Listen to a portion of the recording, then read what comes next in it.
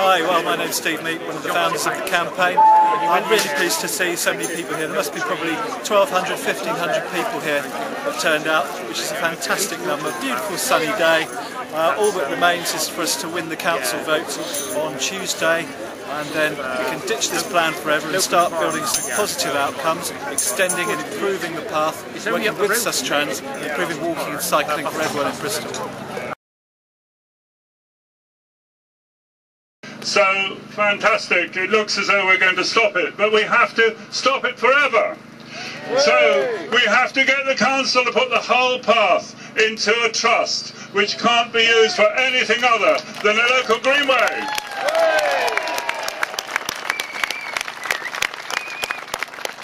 We have to tell the council that the idea is to get people out of cars into buses, so there'll be a lot more space on the road, and that's where the buses should be, on the road.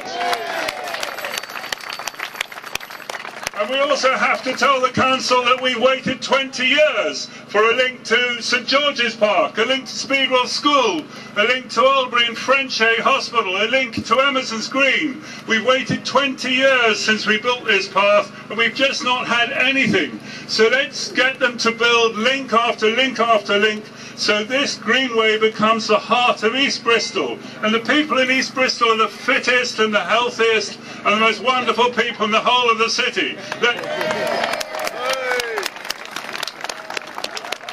So I've got a few leaflets here showing the 35 or 36 or 52 links that are needed, and I'd like you all to contact me and adopt a link and campaign for a link. And I promise you I'll put together the plans, we'll make the applications, and let's go forward positively to make the East Bristol path the best in the whole world. Thank you.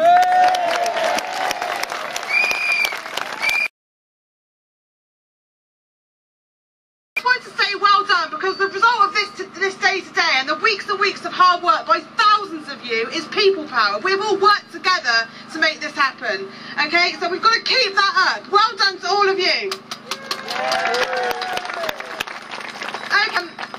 I got together with a few people from Respect, and we decided to make a video about why this path mattered so much to the people of Bristol. And we met some fantastic people. We met little kids, young mums with pushchairs, people in wheelchairs, you know, all sorts of people use this path, and they all were unanimous in saying that we need to save this. Now this is a victory today, and we're all really proud of that, but like everyone else has said, we've got to keep this going. Now, Bristol does need a reliable and a cheap bus service for all of us, but it does not need to use the spaces that they want to use for this. So we've got to keep fighting to make sure we get a national, fantastic bus service for Bristol, but not on the railway path or any other green spaces that we all really care about. The people of Bristol should always come before the profit of the businesses. So keep going, everyone, and well done.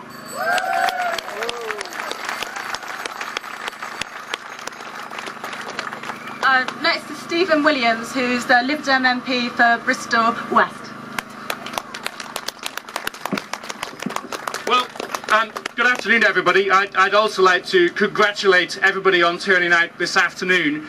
It does show the power of people power. Everyone who's signed the online petitions, everyone who's joined the Facebook group can be pleased by what you've achieved, because it does look as though the council may, and I emphasise may, have backed down on these ludicrous proposals. But we can't be absolutely sure that that's the case yet, and I understand we have a speaker from the Labour Party coming up soon, and maybe he can clarify the position for us. But there is an opportunity on Tuesday, when the next meeting of the full council takes place, for the council to speak with one voice and to say that they have genuinely binned these plans, as the earlier speaker called for.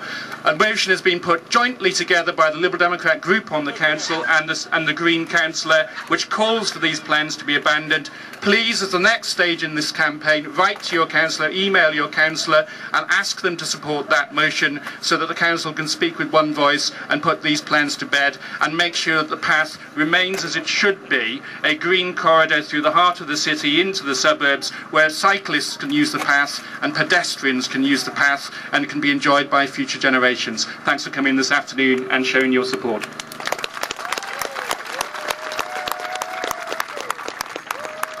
Thanks. Next is Paul Smith from the Labour Party. Good afternoon. What a great walk, what great weather for it. I lost my little boy though at the Eastern Community Centre play area. Just want to say, this is not about a cycle path. This is about a way of living. It's about how we want our city to be. It's about a low carbon economy. It's about protecting public space. It's about community cohesion. And that's why we all need to back and support this campaign. And we must not allow the traffic engineers to relabel parts of our city as transport corridors. In the 1960s and 70s, they tried to cement over the city docks to turn it into a dual carriageway. They tried to build dual carriageways all through this city to destroy the links between the communities. They managed Eastern Way, but it was public pressure and popular protest which stopped them then, and it's public pressure and public protest which will stop them now. They say whenever you get an option in front of people, a choice, they usually give you three choices: the impossible, the unethical, and the one they really want. Well, this may be the one that some people really want, but it's completely unethical, and with this protest we will make it impossible. Thank you.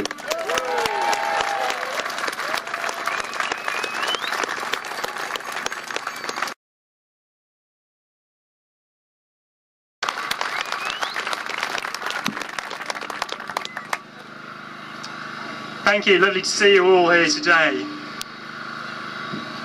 So I'm not as practiced as some of the other politicians, so I've made a few notes. We need public transport.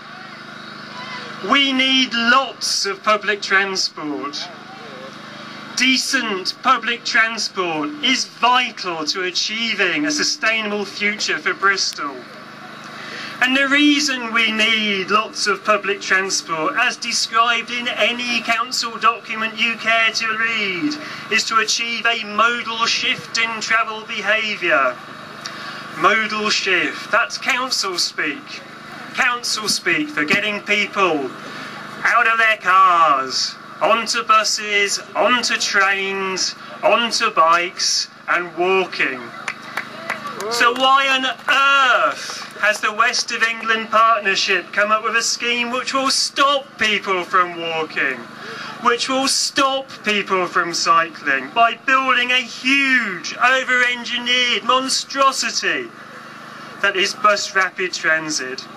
Don't they understand that huge numbers of people use it as a peaceful, safe route to cycle into and out of central Bristol? Don't they understand that huge numbers of families use it for recreation, to go for walks, to enjoy the peace and tranquility and greenery that the railway path provides? One has to ask, did those planning it ever go to have a look? Who knows? Yesterday's Evening Post headline said, "Railway path plans shelved." Celebrate this, but be clear what it means. I'm not sure I'm actually that clear what it means myself. You have won a battle, but won the war. On Tuesday, April Fool's Day, I kid you, Bristol City Council has the opportunity to put a giant nail in the coffin of BRT on the railway path. I have submitted a motion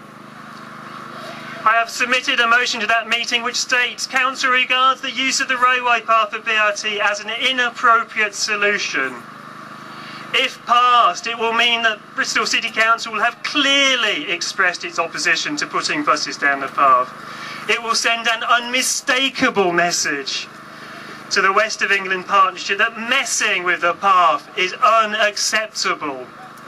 I do not know that it will pass. I certainly hope so. But if it does, it will be down to the efforts, of the fantastic efforts of the organisers of this campaign.